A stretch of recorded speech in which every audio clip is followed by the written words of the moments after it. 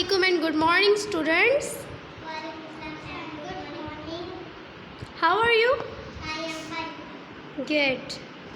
And हमारे पास activity क्या है आज की? Making words. ओके. और हमारे पास बिस्मा और जोया हैं जो कि हमें वर्ड्स बना के दिखाएंगी. ठीक है. सबसे पहले बिस्मा आप मुझे कैप की क्या स्पेलिंग है?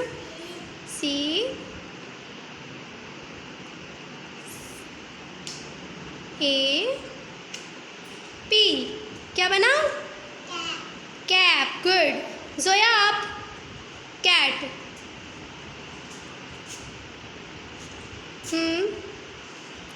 CA. आगे T. कैट. गुड. दोनों के लिए क्लैपिंग हो जाए. बहुत अच्छा खेला आप दोनों ने.